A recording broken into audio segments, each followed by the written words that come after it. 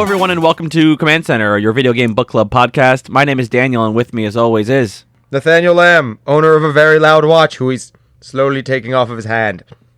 and Jason, watching Nate slowly take the watch off his hand.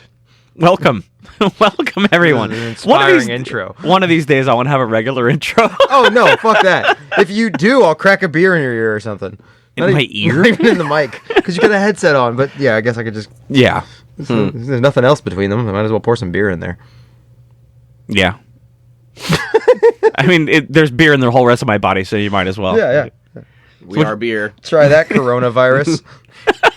See, that's always been my plan for any sort of epidemic, or even when I'm just regularly sick. World domination, so we're blaming this all on you. Yes, Okay.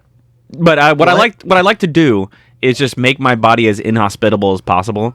Just, smoke and drink and carry on. That way the virus or bacteria or whatever it is just like, dude, we got to get the fuck out of here. I don't get how carrying on makes your body inhospitable. Well, because he's Carry On's his wayward son, there'll be peace when he is done. The man is onto something. Lay your weary head to rest. I wish I hadn't farted earlier so I could rip it right now just to comment on this. I don't know what the hell's going on. And if he did, I would cry no more. Carry on my way. No, we're going to get sued. That's why I said it in speaking. In speaking? Yeah, if you do it in spoken word, they can't sue you. That's a thing, right? No, so from my understanding, it used to be that covers are covered under law because it's a cover. You're recreating it with your own voice. But yeah, a few years back, and that's still, I believe, legally the rule. But the major record labels, shut up. The major record labels now just sue the pants off anybody, and the idea is they know that they'll just tie people up in legal battles for years, and it's not about what's legal or what's right or wrong. It's just about them being obstinate assholes. They just carrying on. I think you meant abstinent assholes. No, they're probably not. I don't. Absent assholes. Absinthe. You guys want to drink some absinthe, assholes? No. There should have been a longer pause. So, this month we played... Fire Emblem, 3 Houses. Oh, Jesus. He was waiting on that one. Yeah, you and me played a bunch of Hoi, and the game we were supposed to be playing was the... No, I'm going to go on about 3 Houses because, honestly, it's really good. It's inspired by the game we were about to talk about because it was either the sequel to the game we're about to talk about, or I just wanted to lie down and play a game. So I picked this one, and... Is it?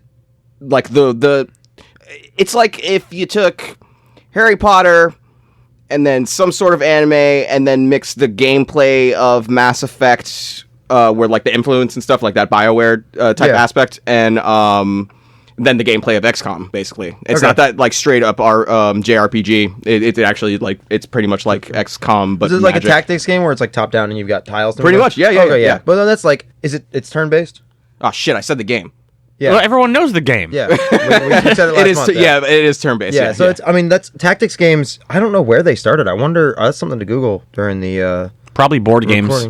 Well, yeah, I would guess, but I was wondering like when they made the jump to computers and if XCOM or any of its spiritual precursors were a part of that. I mean, it must have been pretty early on. You'd think that like turn-based tactical would probably be one of the easiest things. And then to do on computers. You can because back in the olden days. You didn't have the processor power to do live action, so with turn-based, you're just animating the movements, which can be preloaded. Yeah. Which I didn't see it in Hold and Catch Fire, so... Yeah, clearly it never happened then. So talking about like slow processor speed and having problems with now having a normal processor, we played XCOM. Yeah. Nate played the original. XCOM Enemy Unknown. No. Yeah, that's what it released as. No, I was just looking that up. No, dude, I'll show you the logo right now. They changed the name recently. This is the release cover, Enemy Unknown. They had to change it to UFO Defense because UFO Defense was like the whole saga, and then because the dickbags that made the new ones decided to choose the same name, they had to change everything over because the newer game was getting all the Googles. All the Googles. Yeah, that's scientific, right? Yeah. Yeah. But yeah, UFO Defense now. Nate played the original. Jason played the reboot, so XCOM Enemy Unknown. Yes. And then I played XCOM 2, which they chose not to put an addendum on the end of it, just XCOM 2. Well, I mean, they did later on, but you'll talk about that later. Well, there was a DLC. Yeah. But I also, full of shit, it released as UFO Enemy Unknown. Sorry, XCOM was the title attached to it later. Yes. Yeah, my bad. So, Liar! Just for, ease of talking, I'm going to call the original XCOM UFO Defense, followed by XCOM Enemy Unknown, and then XCOM 2, just so we don't get, I'm not going to do that, just so we're really nice and confused. Good. That's the, status quo. No, we're going to use status those quo. We're going to use those terms 100%. So, just a little background about the games. XCOM UFO Defense was released in 1994 by Mythos Games and Microprose. You guys remember Microprose? They had a lot of good games back in the All day. the best ones. That was like all the games I used to play. Always had the Microprose thing in the beginning. Yeah. Yeah, you remember, you little baby. Yeah, I remember that. Yeah, that's along with big hair of the 80s. Yeah, he remembers that. Here's too. a little thing that I found really interesting that I didn't know about. The original game also came out on PlayStation 1 in 1995. Wow. Yeah. That's... It must have been the clunkiest interface known to man because it was already clunky on I PC. don't know what you're talking about. Halo Wars was an amazing strategy game with a completely smooth interface. And You so definitely was didn't dumb Battle down for the Middle AI. Earth. Yeah. Both of you guys get the fuck Every out of the RTS command that center. has ever released on... My mic moved.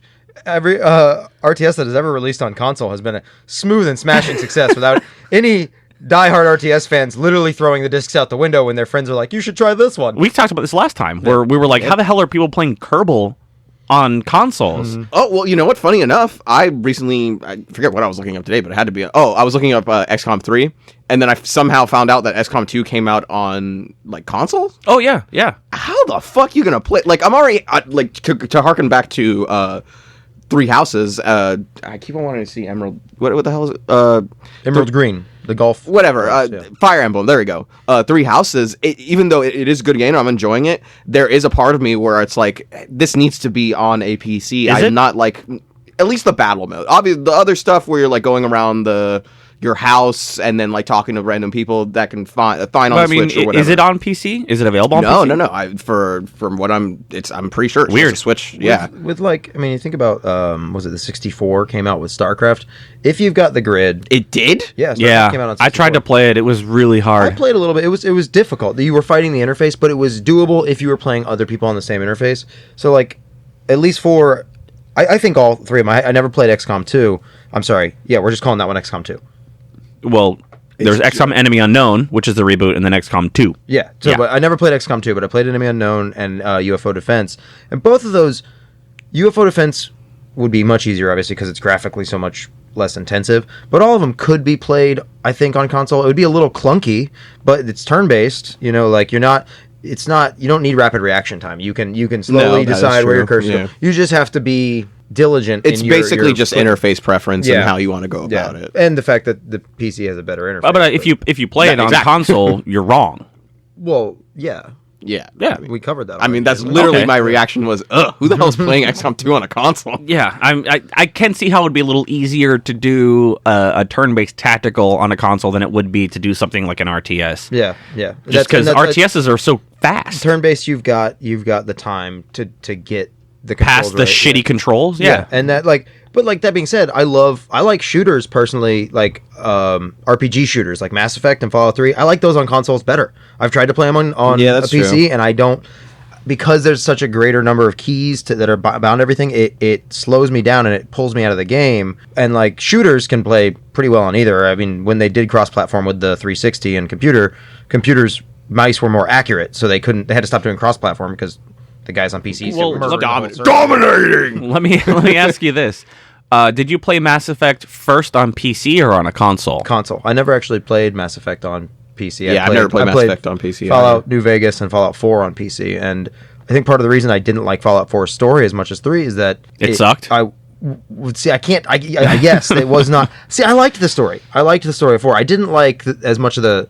Oh, that's not what we're talking about. We can talk about that later. But I can't to this day tell if my judgment is because when I was playing 3, I was at a buddy's place playing in a living room, lights low, and everyone was watching, or I was just watching it. It was more engrossing.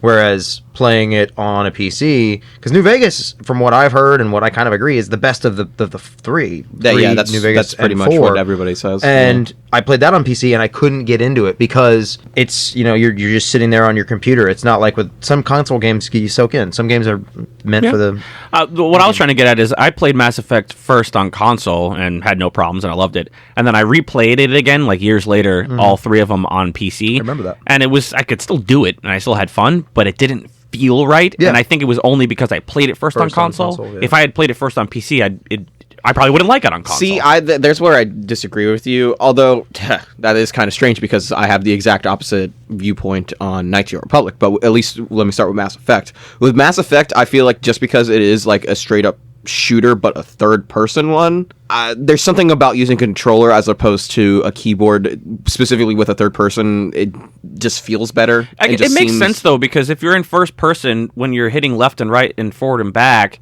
you're that person, so you know exactly where you're going to go. Whereas where you're in third person, I'm thinking like Mass Effect or Gears of War specifically, where your character's kind of askew. Yeah. Exactly. So it's hard to judge exactly where you're going to be. Exactly. Yeah. But the weird enough thing is where I didn't find a problem was with Knights of the Republic, where I played it on Xbox and then I also played it on PC, and it's still like I guess just because I just love that game. I didn't like it. I liked the controls better on console for really? KOTOR. Yeah. Okay. They were pretty clunky and unresponsive for me. On PC. They probably didn't originally make it for PC. No, they didn't. It really, I think it depends where it originates, because like something that's on PC and gets moved to console can be good because you're basically slimming down the controls and you can have different control interfaces as you want. But something that goes from console to PC, they don't open up the bindings. So here's the controls we made for PC. You have to use these, and it takes away what is great about PCs, which is the personal preference. Also, tying back into XCOM, Enemy Unknown, the new one. Talking about Gears of War, that third person. You ever, you go down the sights in Gears, and on Enemy Unknown, sometimes the camera would drop behind your soldier's shoulder so you can see the shot. I just thought about this, and I can't stop thinking about it now. And every time I think of Gears now, I will. Every time I was looking down the sights, Phoenix or Dom's head was still in the shot, which means he was holding the gun like this, just like cock-kneed off the side, like I got this. Pop, pop, pop. That's the Unreal Engine for you. Yeah. Oh yeah, they did use Unreal, didn't they? Yeah, they're both Unreal. So yeah, this is. It's a shame. One of these days, somebody should make those games real. Anyway. He's wheezing! Yes! It was more of the reaction. His reaction. I don't care what caused it. I was part of it. That was more than an That was like... That was the noises in Shogun during the battle. The drums. Yes. Nate, excellent news, you did this to me. Oh, wait, what? The herpes? So, XCOM Enemy Unknown. That's the one that Jason played. Mm-hmm. And he actually played a little bit of 2 as well. That one came out in 2012. It was developed by Firaxis and 2K. And like we were saying, it also came out on 360 and PS3. And then I played XCOM 2. And that came out in 2016, also by Firaxis and 2K. And that also came out on PC and then PS4 and Xbox One. So apparently, to go back on the porting of games, when I was looking up when when XCOM 1 is 3 would be coming out. Are they making it? Wait, XCOM 1, 3? Literally the first links were Reddit, so it's like it's theoretical nonsense. I mean, when like the second one came out in like 2016, so it is still like it has been submitted for review. Well, I mean, if we're following the pattern, if there is a pattern between 2016 or 2012 and 2016, where there should be another one coming out in 2020, but you think they would have announced it at least by now. But a lot of people were saying that when it was talking about the port of XCOM 2, that it was a different developer that actually ported the console games, and everybody like whether it was warranted or not, was trashing that developer because it's partly not good. But again, it's whether it's developer or just because you're a console peasant. Yeah. Well, I don't think it's uncommon to see that where you'll have like with Homeworld, like Cataclysm was developed by Barking Dog, which was in our house. Who is it? Sierra published in the middle of our street. Oh shit! Oh god! Another lawsuit. That's 2 in 1 episode, guys. They'll take all of our snuts. What? I figure our wealth might as well be counted in fictional objects since we're all poor. What in the fuck is a snut? Didn't I have this conversation with you last week? It's possible. I drink a lot and forget shit. It's Amen to that, brother. I'm a homicidal maniac with a long history of violence. I don't know why you keep forgetting this. So, inquiring minds need to know, though. I think it was originally The Far Side, but also Brad Neely's cartoons. You and Far Side. Dude, it was his best comic. It's a good comic series, but my god, you burned up Far Side more than anyone I've ever. I never read comics as a kid, but my dad had a few old Far Side books around, or my mom did, or somebody. So I just read them all, and then my aunts and uncles saw me reading them, so then they bought me more. And then when I was like, Yo, dog, we heard you like Far Side. Dude, Who they Far came Side out- and your Far Side? It was $200 for the complete anthology, and these were tomes. They were literally like more than a foot tall, and it was 2 books. And And absolutes, that's what those are called. I what? didn't know that. Like my big ass comics. That I like have, those are actual called- comic book terms. Yeah, Okay. Okay, those okay, are called true, yeah. absolutes. I thought this was some sort of joke. This was the complete anthology. It was not, because it was missing Wiener Dog art, which was special. Absolutes aren't necessarily have the Yeah. entire thing. It's just basically applies to the Yeah. tallness and like. Yeah, I got you. And that's The other thing that would include it, it would be called an omnibus. there you go. But so this it was like Nerd. $200 for this, and I asked my mom for it for Christmas when I was like 17. She goes, that's like your whole Christmas present, like including stocking stuffers. I was like, I want it, and I had it for years, and it got water damaged either at our old place or at the Stilt house, and I finally tossed it when I moved most recently because they were all warped and mildewed and stuff. But they're all, chronicled and in your head. Right? Yeah, that's how much I reference them, because if I don't, I'll lose them Oh, forever. damn it. Gary Larson's dead now. Somebody Google that. Who? Who? The guy who wrote him. Never mind. This is so fucking off topic. What the fuck are they talking about? I hate you guys so goddamn Snuts. In the Far Side comics, and also in the Brad Neely YouTube or online videos, they would have like books in the background, and the authors wouldn't put titles on all the books, and they'd make up jokes from them, but then they'd run out. So they'd just write stuff on them. And one of the things I'm fairly certain Gary Larson wrote was Snuts. SNUTS. No idea, just something to put on a book in the background of a comic shot. And then I saw it again, or maybe I saw it for the first time, and I just imagined it was in Far Side because the art style is kind of similar. In a Brad Neely video, it was like a bookshelf, and it's like they gathered all their important rocks and posters of Abraham, and then it's books, and they're picking up a book that says How to Die Right, and another book that says Snuts. And I was like, oh my god, Snuts. Well, I asked for it. Yeah, you Yeah, literally okay. did. There we go. Another story that has no ending. It's okay. Well, no, it ended. Thank God. It ended because Or uneventful ending. There it you go. wasn't even. I was trying to talk about the game. You guys brought all this up. Speaking of games, Yeah. let's hear your initial thoughts about original XCOM, because I know that you and I played this back probably in the 90s and I got periodically over time, but I want to know what you think about it now looking back on it. It was 1997. I want to say November or October. It might have been early 98. But PC Gamer put out 10 best freeware games.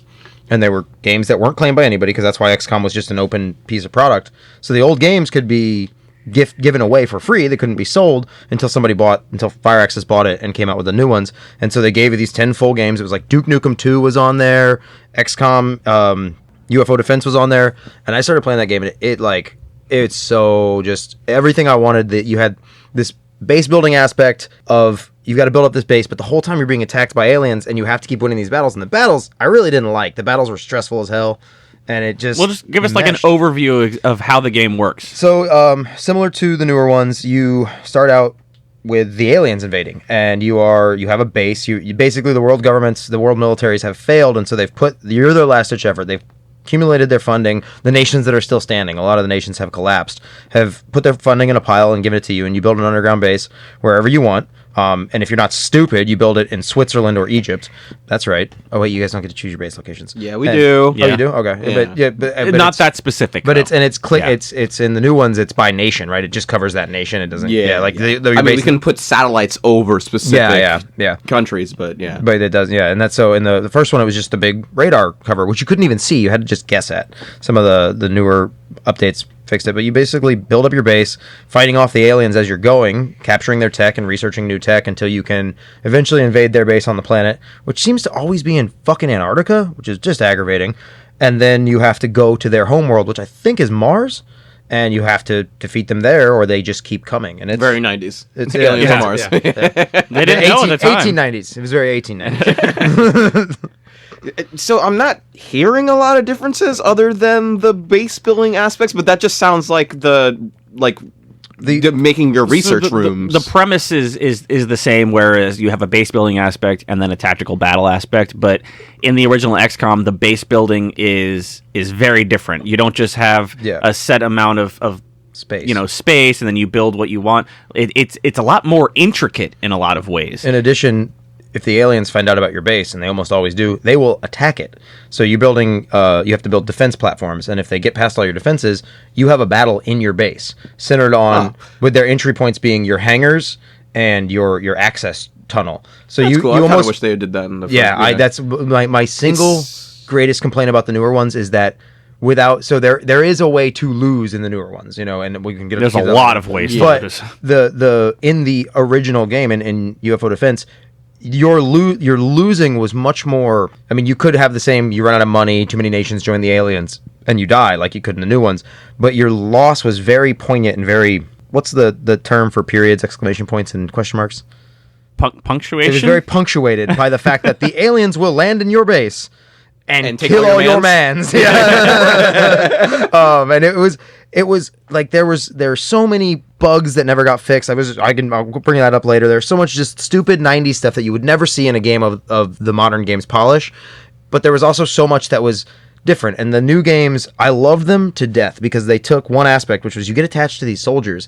But in the first game, they didn't have accents. At launch, they didn't have time to change the sprite colors, so you'd have black and white soldiers, but then the deployed soldiers that ran off your ramp were always the same Val Kilmer-looking white dude. And, like, Guile. so you'd have, like, Magumbe Atumbo, and, like, when you're outfitting him, he's this friggin', like, elite, like, South African soldier, and then, like, he marches off the Sky Ranger holding the rocket launcher because he's the strongest guy in the squad, and he's got a blonde flat top and white skin. You're like, what? Akimbe, come on, man. Well, I mean, at least the first one's not any different because one of my best guys was a Russian who had a straight up American accent. Oh, yeah. So. Yeah. Well, they added more accents over time with that game, but they obviously can't do every single one. So, like, if you have someone from Ireland, they're going to have a British accent. And Well, that was South too. African. Like, I mean, yeah, the closest one they had was Scottish. Yeah. I remember the first time I played through Enemy Unknown, my lead soldier was an assault soldier from Ireland, and she had red hair and an Irish accent. And I was always worried she was going to die because I was in love with her. I was fucking in love with her. I was like, that's really interesting because I know. We were talking about it. I was like, what? My MVP of the first one was my sniper, my Irish lass. Yeah. She had, I think it was like 24 missions and I think she had like 90 something kills. And she was a sniper. And then you started playing the second one. Yeah, I started playing the second one, and she came up, or another one came up again, but this time she was, because the classes are different, Ranger. There you go, yeah. She's one of them Rangers. One of them Rangers. One of them Power Rangers. The game, the first one, they did that. They didn't do that intentionally. That was all by the player because your soldiers would rank up, but they wouldn't specialize like in the newer ones. But you while you're playing these games, you're developing an affinity for just these, like Mikhail, like he's the guy carrying my heavy cannon, and I want to keep him alive because he saved so many people. There's been times where it's just like, dude, you got to save it and fire one explosive round and knock out 3 aliens. But it's much more in the newer games. They constricted your squad, so you start out with a vehicle that can carry 16. No. Yeah, 16 at the beginning. You're talking about the original one? Yeah, 16 soldiers. And the new one, you have 4, and then you can get up to 6. Yeah. And because of that, they made your soldiers really powerful, and they have all these special abilities. Because that connection, that love of those soldiers was such a big part of the first game, but you had it covered with this, like, World War II Japanese or Russian accent of, by the way, until you get to the highest level tech, you're going to lose at least a third of these guys on every fucking mission. It was like the Game of Thrones of the new games. Constantly your favorites were dying, and they were just being ripped away from you. Whereas in the newer one, I think I played through the entire XCOM Enemy Unknown, and I lost 1, maybe 2 soldiers. And like the Irish girl that I had, the reason she was so high ranked is because she had the shotgun, and I didn't like the shotguns. So when other people would get in trouble, be like, fuck it, she's got it. Charge in there and get killed. And she never died. She kept killing everything around her and getting higher and higher rank. So why didn't you like the shotguns? I didn't like how I liked sitting back and sniping. I mean, they clearly worked. Oh yeah, but I wanted to run a squad of three mid-range, 3 snipers, and just snipe everybody off the planet. That worked for you? What? 3 mid-range, 3 snipers? No, it never worked. Oh, well, okay. Yeah. There's your problem. And that's the thing, is that they made the games really well balanced. Like, there's no shotguns in UFO Defense. You're just all assault rifles, or if you're close, you do auto. But I don't know. Was that a synopsis? Because sure as fuck wasn't brief. I mean, you talked about the Yeah. differences at least, so that's what. Well, I did want to say one thing about it. I didn't play this one this time around, but when I was doing my research all of 30 minutes ago, I was looking into just trying to see who the developer was for the first one, and I came across a part on the Wikipedia that was saying there was this game ruining bug basically in the original game that the developers never caught on to and never got fixed until modders were able to do it, where I guess at the end there's a certain type of battle and you have 2 or 3 of them, I think. After the first one, the bug was that it would set your difficulty back down to the easiest one, regardless of what you had it set to at the first point. It would happen after the first time you went into the battlescape, which was the battle. There you go, the battlescape. First easiest combat, it would set it to easy, and people would beat the game and be like, "That's too easy." Then they'd play the sequel and be like, "What sadist motherfucker made this shit?" Well, that's why. Mm-hmm. So people were complaining to the developer like this game is too easy. It was too easy to beat, and they had no idea that this bug was happening. So they're like, "Oh, guess we made the game too easy." So they just upped it even harder than their hardest setting because they were like, well, everyone's beating it and saying it's easy, and people thinking they were playing on the hardest difficulty, and so they made the next ones the sequels because there were sequels to the original one. Okay, that's what I was just about to ask. Yeah, there were 4 or 5. They made them really? super hard, not knowing that this bug was happening, and everyone was like, holy shit, which I think is a good thing because that kind of now the newer games, you expect XCOM to be hard. You expect to lose a couple of times before you win. Hot damn was it. Yeah. Mm-hmm. That's why next time you play through, I think you should play an Iron Man. Because that just makes your decisions that much more meaningful and you stress a shit ton more. For people who didn't play, Iron Man is like every other game. If you put it on, you can't reload saves. The only time you save is... auto save, so you can't just exit the game and come back in unless you, Alt F4. But, don't do that.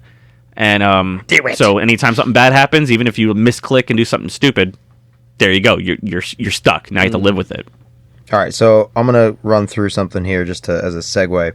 So all the games in the XCOM series, according to Wikipedia: Enemy Unknown 94, Terror from the Deep 95, Apocalypse 97, Interceptor 98, which is a drastically different game, and I played a little bit of it, quite good. But you basically control a space station guarding Earth, and you do the same thing, but with fighters, and you have to go fight off their craft before they get to Earth. I never heard of that. That's pretty cool. Yeah, when I bought the XCOM bundle, it came with the pre-purchase of Enemy Unknown. It was only worth $10, but it came with all the older games. Then Interceptor, then First Alien Invasion, 1999, made by Hasbro. I like Hasbro, but I've never heard of that game. They make video games? Yeah. Or made? Yeah, they made Risk 2 was Hasbro. Yeah, but that was based off of a board game. Yeah, but this is... We were talking about turn-based being kind of like board games. Yeah. And then XCOM Enforcer, which I'm going to look up, but I believe that was the one that came out as first person, which would just be crazy. Then there was Genesis and Alliance, which never came out. And then the new one, Enemy Unknown, Declassified, Enemy Within, all the expansions for the newer one, and then now XCOM 2 and War of the Chosen. So, Jay, you played the reboot, the first one. Mm-hmm. First thoughts? That I did. I guess my first thoughts were... I forgot what Nate was doing, but he ended up just messaging me on Steam. Oh, just saying nonsense like he normally does. Yeah. Usually... Something, either racially or offensive, sexually insensitive. Just horrendous. Just horrendous. Yeah, just as the idea is, I want you to go... And I said, hey, Nate, guess what? Guess how many hours I have in this game so far? And this was maybe a week in. And he's like, what? I have 11 hours in this game. Or not even a week. It was probably just a couple of days. A couple of days. He's like, I have 11 hours in this game. Yeah. Guess how many hours I put in total this month on an XCOM game? Probably about 8. But you played it to death, so it's like... 11 was the total that you played in the entirety of Kerbal. That's Yeah, why exactly. this is... Yeah, that's why that's relevant. The foyer of the game. The foyer of the game. And once again, Nate ruins another man's joke. So... What? What? Was there a joke there? Well... Continue the joke. What was the joke? It was about the... I don't even remember. The foyer of the game? Were you going to make the foyer of the game joke? Foyer of the game? Yes. It was about Kerbal. Yeah, Okay. the 11 hours thing. Yeah. Anyways. So, basically, I love this game. I loved it so much, I married it. I almost made that joke. I was like, no. Why don't you marry it? Oh, don't interrupt them. I was honestly really looking forward to it. I think what did we have up on the chopping block between this? It was XCOM and I think probably our next game. Which we won't say reveal now, yet. but I think it was those. It was Everyone between has those to wait two. another 25 minutes. Oh yeah, baby. And just, I think, and skip I was ahead. the deciding factor, and I was so excited to be like XCOM, just because I've only seen Dan play XCOM 2, and I just remember I've only played a game like that once, and it wasn't really Let me go on a Nate backstory. So, It's not a backstory. It's a prequel story. prequel, yeah. Prequel story. There's only one game that I ever played like this, and funny enough, it was on a console, and it was for PS2, and it was a Yu-Gi-Oh game. And I was a kid, and I was super into Yu-Gi-Oh, obviously. Well, they're the digital monsters. I'm old. No. They're the Stop pocket it. monsters? No, they're not. They're completely different things. Anyways, Are those Pokemon? It's the one where the one guy's a has walking, the crazy hair, he's and a they play walking a talking card game. He's a walking talking suit of armor because he died and his brother bound his soul. to a That's suit Full of Metal Oh Alchemist. no, that's Full Metal Alchemist. Let's talk about Yeah, that. That's yeah. a way better Trap It card. is. I will say that. I'm not trying to argue that was a great decision of me to like Yu-Gi-Oh as a child. I was a child. I'm just trying to derail your point like you guys did with me about 10 minutes ago, and I have no idea what I was talking about, and I hope the same's happening to you. No, I remember. Damn it. Okay. Mission accomplished. So I remember begging my dad for this game because I always wanted to play. I'd watch the show. I had the cards, but I always thought it would be awesome if they actually had a video game where however the game. I'm not going to explain how the fucking game works, but It's a card game. it's a card game. I presume it's a video game. It's like with a card Magic the game. Gathering, but obviously simpler because it's just math. just With math? trap cards and magic cards and blah blah blah. So I've always thought it would be a cool idea to have that as a video game, and I finally was like, all right, on a console, because they had the DS and all those types of games. I was like, yeah, fuck that. Finally, I got it. And it was, I forget for the life of me, I forget the name of this. It was like Dungeon something. Bought it, put it in, and ready to play this game. It was not the card game. It was like some sort of strategy game like this. It obviously wasn't like XCOM, but it was like each monster had a certain square type of moves. It was a tactics game. It was a tactics game that you'd have to move, and then you'd battle the monsters by kind of like chess-ish. Right. And I remember as a child, I remember being so pissed. Just because I was shattered. But as I kept on playing the game, I actually really liked it. But that was literally the only other game that I'd ever played like that. Until I saw you playing XCOM, and I was like, oh man, I really Yu-Gi-Oh. yeah. But I really want to play that type of game. And once we went into it, I never looked back. I loved this game to death. The strategy, the research and stuff, that was okay. I always kept on running out of money. Yeah, you do. Yeah. I lost a couple of nations, but like you were like Daniel was telling me, you're I've gonna never heard have him to call me Daniel before. That was really Yeah, weird. I didn't like Yeah. that. I didn't like that at all. It's always weirded me out the way you call him Dan. So you guys live with me making statements like this all the time, where I tell a whole fucking story for like 15 minutes. Yes. Yeah. That's terrible. Yeah. Well, Oh, you guys suck. Why would you let that happen? Oh, because we love you, Nate. I did call it a Nate prequel. You guys are the problem, not me. Clearly. You're gonna have to make those sacrifices of what you're gonna lose a nation. You're gonna have to. No, I kept Argentina. Argentina. I got rid of. Why do you keep on saying Argentina? Because that's the nation I always lost. And you know Oh, what? I the didn't one- even want them by like the fourth playthrough. I will say the first one I lost, I think, was probably South Africa. Yep. The one that I actually cared about that I lost was Australia, but Fucking kangaroos. they're already on fire anyways. Jesus. I'm sorry, guys. No, I agree though. That was one of my favorite parts of both of the XCOM games, the new ones anyway. And it is in the original as well. Having to make those decisions where it's like, do I spend my last 100 credits on a weapon upgrade, or do I spend it on new armor? Like, do I want to do more damage, or I want to protect my guys, or even on the smaller sense when you're in a tactical battle, like you're going to lose one person. And like you said, you have these fucking attachments to these people, and you sometimes make stupid decisions based upon, I don't want this person to die, even though it'd be better for them to take the shot. Who were the two people in the first Mass Effect you have to choose? One of them has to die. The two humans. Yeah, it's Ashley and Caden. Caden. So, yeah. I mean, Or Cartho but everybody's Nasty. got that guy in their squad. Maybe not in the new one since the squads are so condensed, where they missed a shot once that you really needed to get made, and somebody important to you died, and they're still there. They're still alive. But you're just waiting. They've got the black mark on them You're now. waiting to get the chance to be like, well, somebody's got to go on a suicide mission.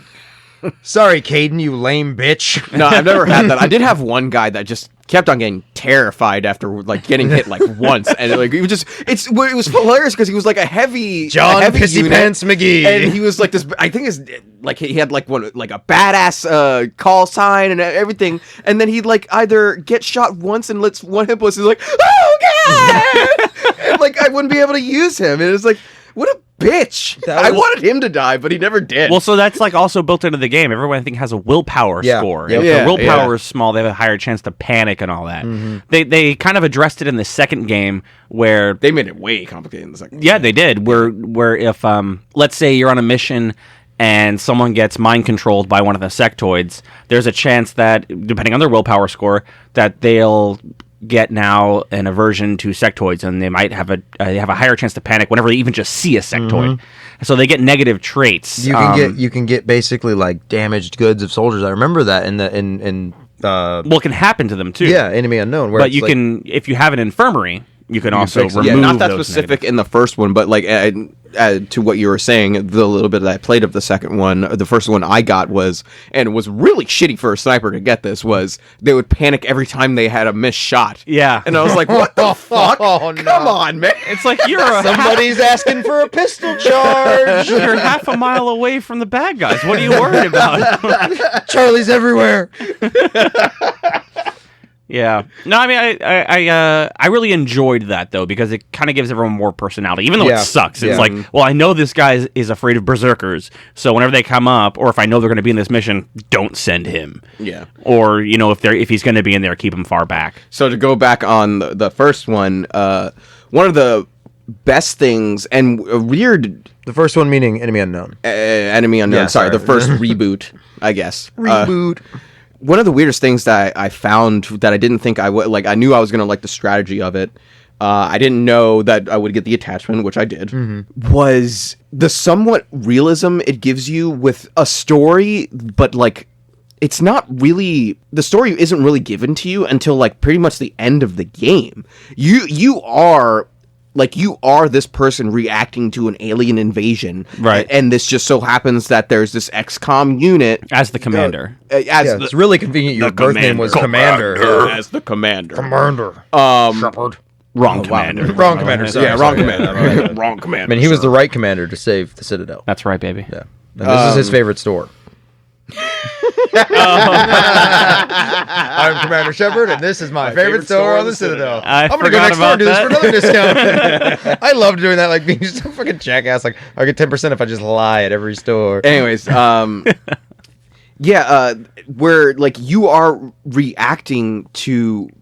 You are this person. You are the commander reacting. So like the weird realism it gives you was like something I did not expect, but I really liked, because you are this person. You are reacting to this because you are playing this aspect of the game that you don't necessarily get in other games. You're usually this man, the one in this story. Yeah, you're not like you're on the ground. You're not like, hey, audience. Yeah. This is pretty much, it's like audience and participation, basically. So I get what you're saying, and I never really like thought about it that way, where you're the, quote unquote commander, but the commander is the person who's supposed to be making the same exact, decisions as you. Whereas like maybe in like StarCraft and RTS, they never address you specifically. Yeah, you're just like a god who's moving these people around. You play as, what is it, the adjutant in StarCraft? I have no idea. They have a named piece for you, so you're supposed to be in the room, where I think it's in StarCraft you were the adjutant, and so like the few times they needed direct narrative, they'd have Raynor be like, adjutant, we need you to do this, or adjutant was the robot, but you were supposed to be like Jim's second in command a lot of the time. But I mean, it speaks to the point that like I played StarCraft until like vomited, and I still don't remember that because they never personified you. Like in Enemy Unknown, they put the guy with the sweater vest. That's who your character is. No. Oh, you're the other one. You're just like they look at the camera and look at that's you. right. Yeah, that's it's right. kind of like fourth wall breaking. It's in but only XCOM on 2. They the way the beginning of that is, but that's but they don't just even to, show you. But that's only just to like it was start just it a off. cool thing that they added in to spur up the story of it.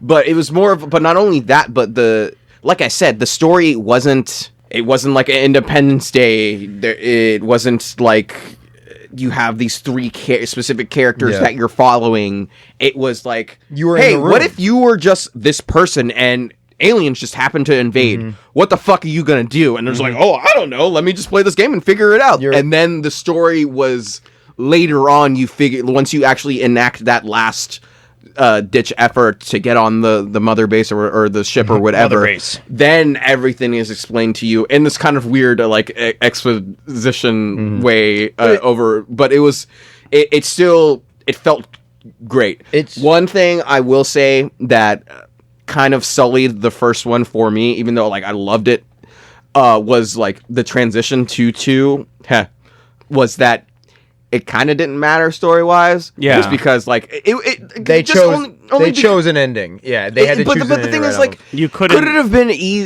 especially because this is a remastered version that I played of. So it's a reboot remaster, is it not? No, It's not. no, No, Oh, okay. that's, Well, You whatever. just got That's the one that came had out all. in But both. I mean, there are fucking downloadable content for it, so it'd be so easy just to be like put it in like a little cutscene. You're like, all right, well, you did all that, but lo and behold, there are 1,000 other ships Yeah. there, and then end. They didn't explain that. Yeah, you may have defeated the mothership. So hey, you're telling the story with the audience in the room. You as the audience, the player is in the room versus part of the studio audience where you're watching the room. You're a part of that. Exactly, And yeah. that, like, I like that style of storytelling. And they did, from my understanding, when XCOM 2 came out, because I think I did buy and play a little bit. Maybe I didn't. Maybe I just watched you play, Daniel. They did kind of explain what had happened was that you lost. And They flat out said, they invaded, you lost. You but- knocked out that ship, and another one came. But they didn't give you any in game for it. It just was like, hey, you lost. Now we're gonna go from there, just kind of setting you up. Versus they could have done a little bit more of a cutscene to explain it, to show you how you lost or whatnot, which I agree with. Like, it would have been nicer. Well, so the way I look at it is there's 2 ways they kind of could have went about it. Like you were saying, they could have put in a cutscene. 3 ways, really. Could have put in a cutscene to be like, this is what happened. Actually, after this happened at the end of the first game, all this went down, and now here's where we are. Or they could have put the possibility in the first game where you actually lose, but that wasn't in there. You have to win to win the first you game. can't lose, but it's just like you're done. But right. But you can't finish the Yeah, game yeah, exactly. having lost. But like Jay was saying, one of the coolest parts of the game is it's show, don't tell. They don't just tell you exactly what's going on. You have to discover as you're playing. Yeah. So I think that was kind of the implication. Because Jay and I were let's talking- reference the dentist method. Jay and I were talking about it after he started 2. He was like, wait, what the hell? Why is the planet taking over? And I was like, well, obviously we lost the war. And he was like, well, what the hell? I won the last game. And I was like, well, maybe, we defeated that mothership, but there's multiple alien worlds that are, at war with us. We didn't go to their home world and end them. So I think that they're kind of continuing on that trend that they were doing in the first game where it's show, don't tell. And they're insinuating that that's kind of what happened. We defeated that one attack, but then they came back and we won anyway. So it doesn't take away from it because that's what they've been doing the whole time. So I'd like to add a 4th way that I've thought about repeatedly, especially since I didn't play to it in any depth, and it's completely undoable from a cost versus game perspective. You'd have to sell it as 2 games, but have it where it pulls your save, or you get to put in what happened in the first game, whether you win or you lost. So the game 2 is what happens when you lose, but then have another one where, because that was when I beat Enemy Unknown, I was kind of like, so now I have to go to their home planet and stop them, because that's what you do in UFO Defense. You go and literally end the threat, like Ender's Game level shit. They could add in a second one where if you won the first game, it draws your save file, you keep that team, and now you are going into space to find their home world. But then they'd have to design 2 entirely separate games and package them in one, which somebody may not ever play the other half, and it's like, why would they double their work? But the whole time, It'd I was be just cool. thinking, That's literally the same premise I've always had of if they ever made a Knights of the Republic movie and they actually made 2 separate movies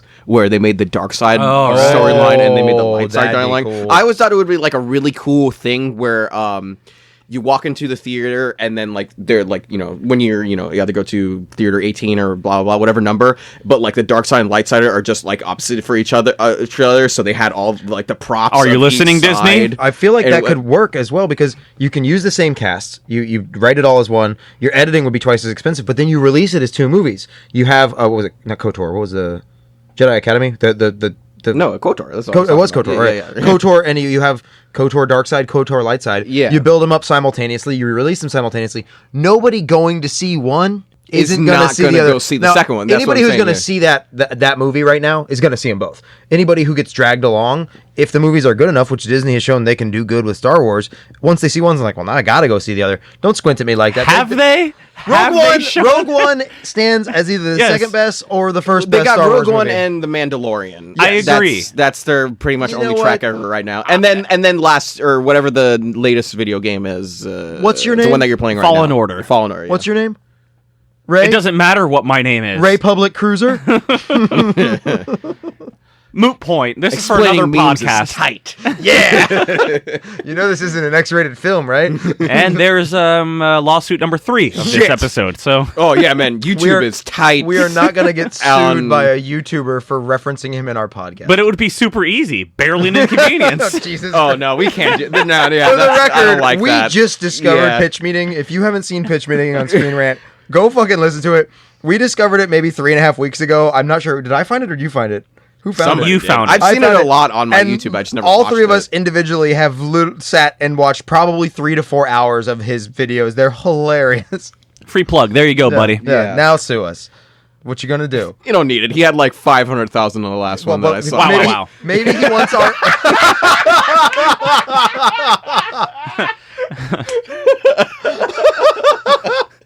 He wants our 86 listeners. 87. You listened to it twice. Oh, shit. Where the hell were we? We're in the command center. That's Talking about video games. Talking about XCOM. All right, so I want to talk about some things that they popped up in the original game, and then I saw them pop up in the new game. Okay. They're much more hilarious than Enemy Unknown, and I said I wanted to bring this up when we were playing the games a few weeks back. Pathing issues with your soldiers. Daniel, Yep. I know for a fact. So for those of you who haven't played the game, go do it. In Enemy Unknown, the first one, in UFO Defense, the first one, all your soldiers have time units, and you can click to send them to different places, and then sometimes they take idiotic paths which waste too much of their time units. Also in the base game, it didn't tell you how many time units were left, so I needed to get my soldier Daniel to the fridge to grab a beer, and I don't know if he's going to have enough time units when he gets there to open the fridge, grab the beer. In the new one, in Enemy Unknown and XCOM 2, you don't have time units. They did away with that. It was a little bit of a complex system. I personally loved it, and they replaced it with two move actions. Yeah, basically just 2 stages. Yeah, and so you can with like there's like variations. Yeah. So basically, what you cover me on this because I don't remember well enough, but you can like aimed shot, and that's your whole move. Yeah, so This like is unperk bonus. yes, again, it depends. Yeah, so you're talking about like if Like it's a just stock straight up rookie, rookies. never played a okay, mission, Yeah, yeah. yeah. He So could- yeah, so if there's an enemy in front of them, they shoot, it's done. They're done. That's the first one, and then another one which I found super annoying, and I'm glad that they got rid of in the second one was if you need to reload, that took up your entire stage. That took a fucking there was a mod that did away with that. It was the first mod I downloaded for Enemy Unknown because reloading I'm speaking completely out of my ass here, but I would presume any combat soldier has reloading down to a science that they don't need to think about or waste time on. Exactly. But reloading your rifle which has 4 fucking bullets to fight the aliens because you only get 4 shots. That's true. And then you have to reload. depending on yeah. never Takes an even entire thought about action. But the other option you can do is I you can- literally never even thought about that. Yeah, no, that infuriated me about the new game. Because the new games built a game. The old games were like a simulation in my mind. But the new games are probably a better game. I just like the old one a little bit better. But so you could do a short move, and then you could do a snapshot, right? No, so it's not like that where it's like different types of shots. Yeah, okay. Basically, you have 2 movement points. Firing your gun normally will just end your turn immediately. Or But it only requires 1 point. So you can... No? Go ahead. no, if you fire your shot, your turn is over. This is just Yes, I your know that. stock, unupgraded anybody. Other than that, you have 2 movement points. You can move once and then perform an action, or you can move twice, but you're still doing it in one movement where you're technically running, and then you can move further, but then you can't do anything. But you can do the short movement and then still shoot, because that's... Yes. That's the second thing. No, but I said that, and he said, no, firing ends your turn. I was like, no, because it's not snapshot. yeah, I got Aim like in shot, the original isn't that- game was you just snapshot, aim shoot. shot, shot. But Yeah. so in the first game, in UFO Defense, your pathing would occasionally waste your time units and put you in a shit situation. Would that be like a dash? So, because there was, I don't know if you said dashing part. Because Yeah, I just said running because So in the first game, it's all time units. You have two replenishable resources and health if you count health packs. Time units and energy. If you use all your time units, you use some energy with your time units. The next turn, your time units come back. You have all your time back, but your energy only regenerates some. So the idea is if somebody's running the whole map, their energy is going to run out and they've gotten winded, so they've got low energy. So they might still have time, but the reflection is that this person, you've had them sprint every turn, they're tired now. Whereas if they're just sitting still and taking a shot occasionally, their energy will regenerate to full. Well, that's interesting. I feel like they kind of brought that, not in the same way, but back They in wanted the to bring second that. Yeah, one. I remember you talking about it. Yes, because in yeah. the second one, there's like, which I ran into, your units can get tired. Yeah. Which means they like lose, I guess, what is it? They don't have as much movement. not on squares? not on the tactical sense, but if you put them on too many missions too many times in a row, Yeah. then on the strategic side, they're going to be tired. And then if you send them on a mission, they're going to have less It's like a 10% quote deficit to unquote your stats, movement yeah. points, Oh, so they yeah, can't move exactly. as Oh, it doesn't far. like reduce their aim and everything. It's No, not no. exhaustion. Okay. Yeah. Either way, so going to pathing, which is what I'm talking about. Daniel brought this up, and I'll let you tell the story. But when the new one came out, when Enemy Unknown came out, it was like, all right, there's no time units, which infuriated me at first, but let me give it a shot. Okay, my soldier's outside a door. I want him to go inside the building, and I click inside the building, not realizing I had to click the door to open it. So since the door is closed, the AI is like, cool. And it's a stealth mission, or maybe not a stealth mission. What were the missions where the aliens didn't? The aliens hadn't seen me yet, but I had seen them. So I was going to try and get the jump on them. Rather than quietly opening the door and stepping inside to get a better shot, he steps sideways and jumps through a fucking window. Lands, takes another step to be right back on the other side of the door. Now, not behind the bookshelf, he just jumped through completely in the open, and all the aliens are like, oh, we've seen you. Daniel had an even better one. When I was over here, we were playing, and it was like, you tried to click, like, move one tile on the roof, so the guy climbed down a ladder, jumped through a window, jumped through another window to climb up another ladder to go, and it was completely unrepresentative. This man just went like the fucking Flash, broke 2 windows in the bottom floor, went back up a ladder to move one tile because there was an insignificant little chud in the way.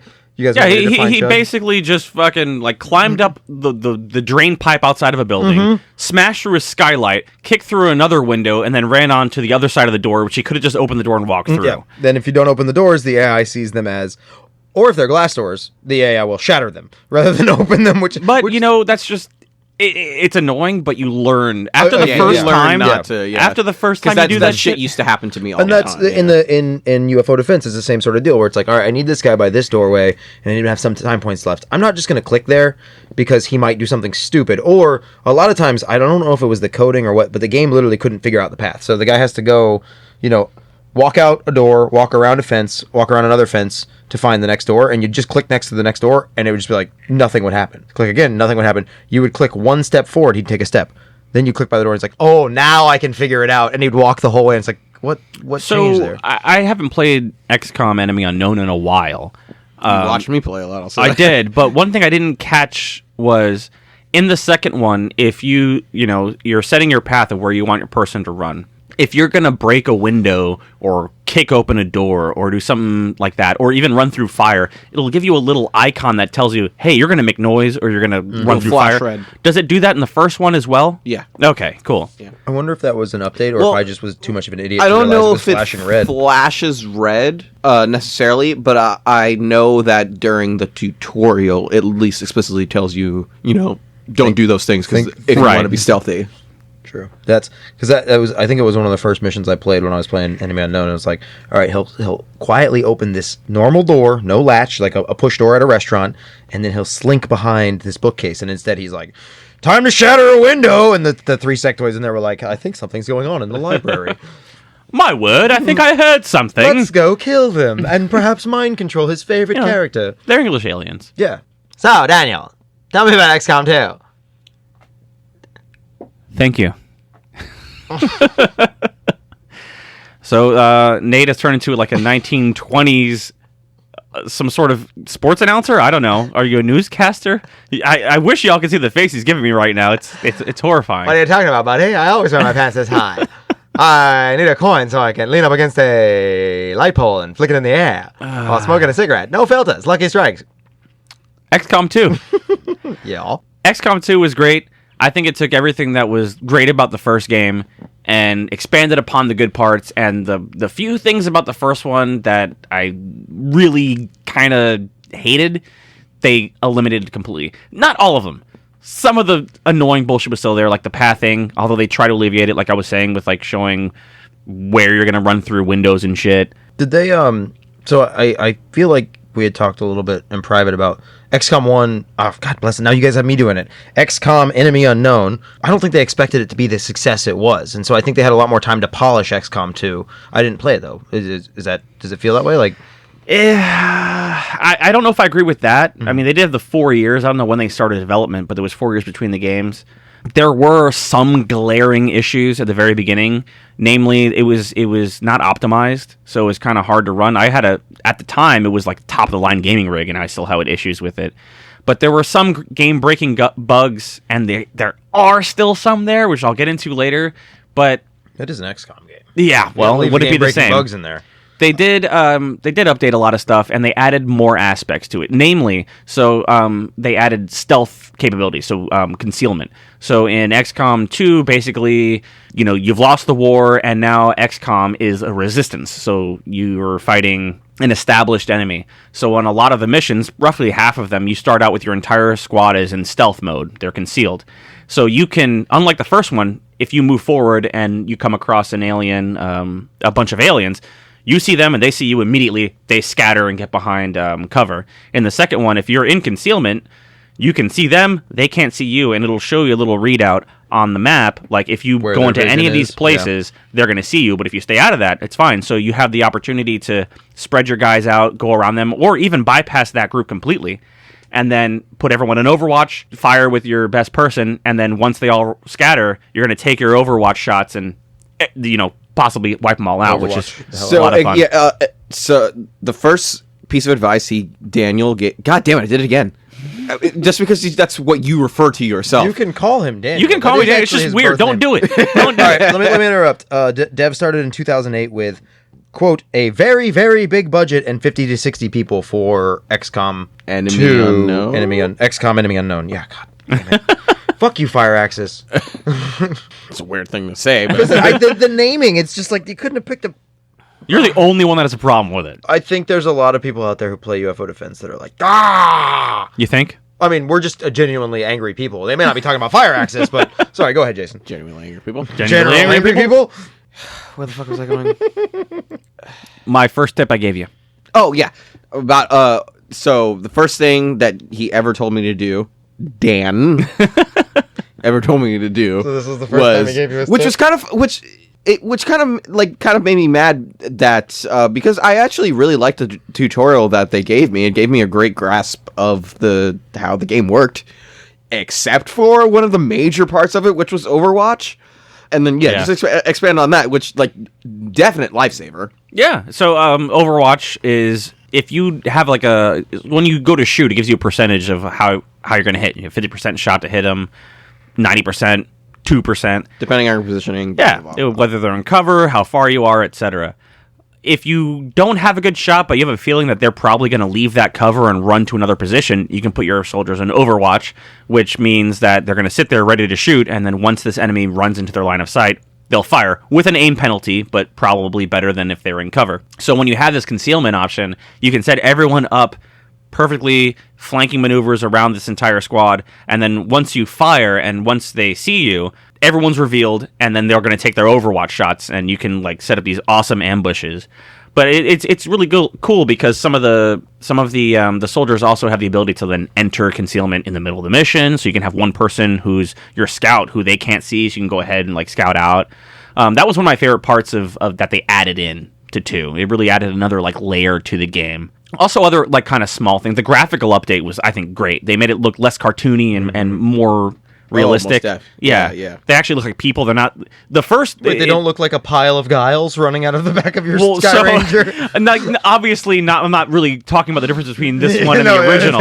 The graphics in '94 were some trouble. The XCOM Enemy Unknown, they all kind of look like Gears of War people. They're all gigantic. Literally what I was just gonna say. Yeah, they're huge and just ridiculous. Terry Which Tate, probably Office because Alien Fighter. because Gears of War, because Goddamn. Because Gears of War. Gears of War because Gears of War.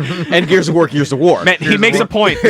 Gears of War. Because War Gears of War got popular, that's probably why they went away from that aesthetic. Right. And obviously, and also, what is that other one? Oh, I'm sorry.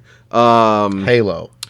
No, that they kind of like Unreal Engine debuts their like next steps in that game. What the hell is the Unreal Tournament? Unreal Tournament has that kind of same where everybody's a aesthetic huge as well. over muscle. Yeah, my mic is slowly sliding down. Well, I think it's also where now you're supposed to be a resistance, so you don't have that big power armor. Yeah. Now everyone's wearing put together scraps of whatever they could find. So there's a lot of little details in it. And there's a lot of Easter eggs in the game, too, where you, like, in some missions, you'll find, like, a crashed ship from the first game, or even from I remember from seeing, the 1990s screenshots game. of that. That was cool, yeah. Yeah, it was in XCOM 2, because I think they had talked about it, or they leaked it, an image from Enemy Unknown that I never saw, and it was supposed to be one of the ships from UFO Defense that was crashed, but I never saw it in the game. But then XCOM 2, I saw screenshots of both. Like it was a crash ship that was supposed to look like your original Sky Ranger, because the Sky Ranger in UFO Defense, you had a top-down view when you were doing the loadout. You could see where everybody was going to fit. Well, you couldn't. That was in Xenonauts, but you could. You looked at the ship all the time, and it was rendered on the map. So you weren't just your troops were here. There was a ship there that you could see, and you had to go back on and come off the ship. And I remember they put that in too. It was like the original Sky Ranger model crashed. There's a lot of little stuff like that, which was fun. I think that the world map was a little bit more intuitive as well, where you fly from place to place and you spend your time by scanning to get different bonuses, rather than having to. Basically, you're just waiting. Yeah, you just wait in the first one on the Enemy Unknown. And then you don't have to worry about the council nations anymore, which takes a huge load off of your mind. Yeah. So they replaced like losing council nations with the Avatar Project, which is what the aliens are slowly trying to do. And there's a little counter, and periodically they'll make progress towards the Avatar Project. And if that timer runs out, you lose the game immediately. And by completing missions and doing things like that, you set it back. So you have kind of a say in losing the game immediately or, setting it back and gaining more time to play. So I thought that was a little bit more fun and kind of more stressful, but less stressful in the sense that, if I lose this nation, I'm going to have less money, and I don't really want to spend the money to put a satellite up there. It's kind of annoying. I think it felt more real, natural. That was going back, and this is not part of pros and cons or anything, because I was just thinking, like, I want to do gripes about XCOM Enemy Unknown.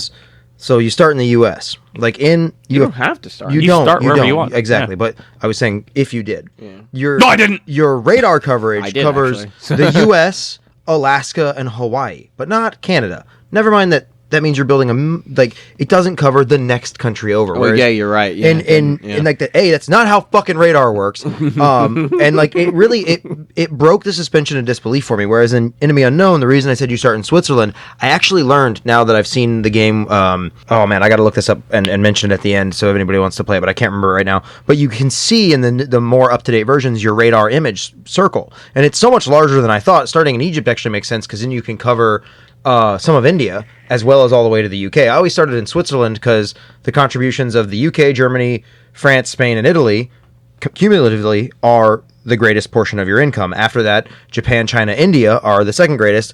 US, Canada, Mexico is the third. So it was always base 1 in Switzerland, base 2 in the Chinese Tibetan ranges, or Tibet's mountain ranges. Sorry, China.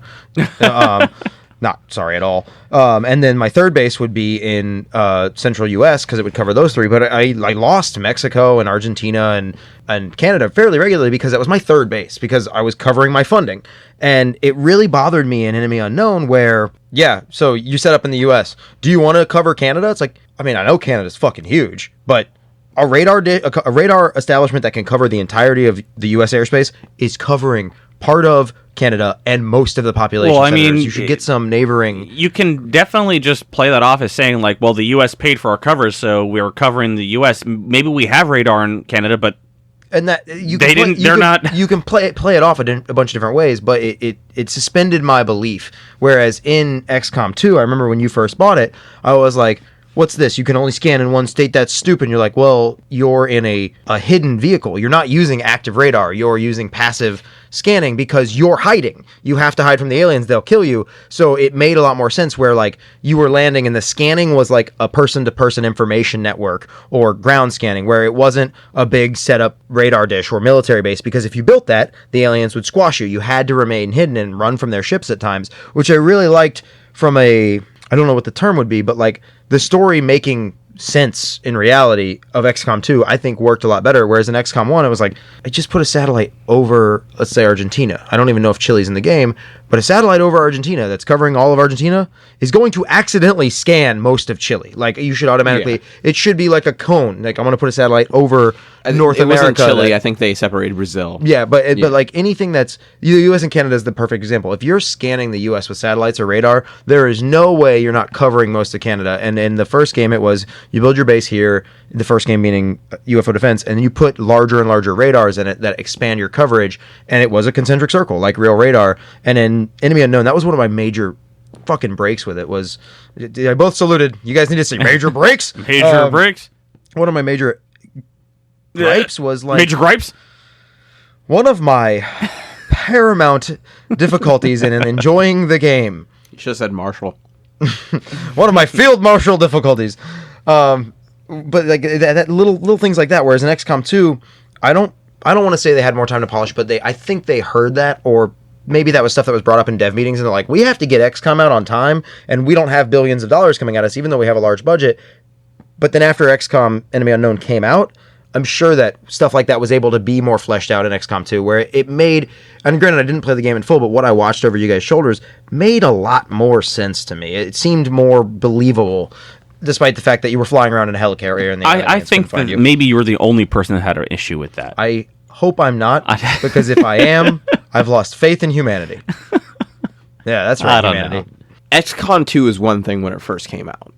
But what I started with, which was when the Steam sale, I think it was a lunar one, it already ended, so sorry guys.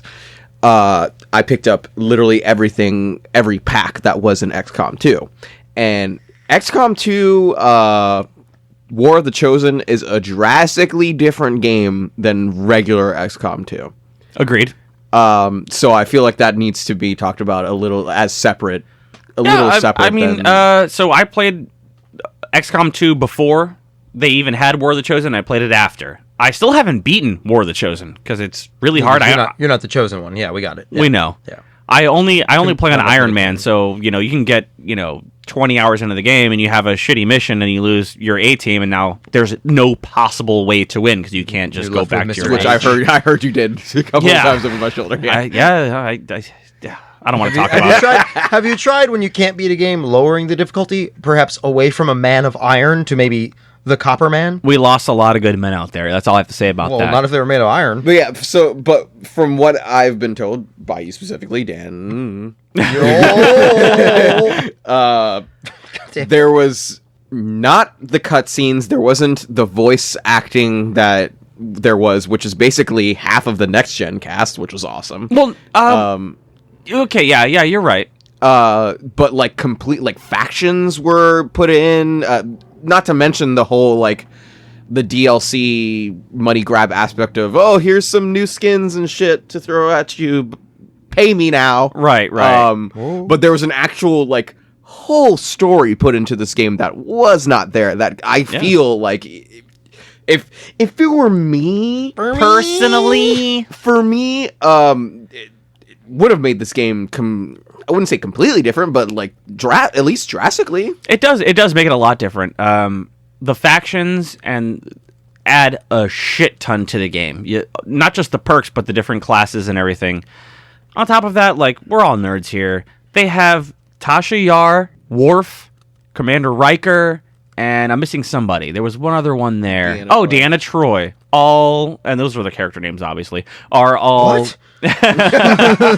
are all voice actors in the expansion, which is just fun to me. It makes me wonder if they were all just like, hey, we want to be in this. Well, or maybe somebody on the dev team was a huge Star Trek nerd and was like, we should get all these people to be in here. It's the same thing with the Halo and the ODST, where they had if not all of Firefly's cast. Yeah. Which is fun, but it does. You're right. It does change the game. It feels like a completely different game. It feels like kind of like XCOM 3.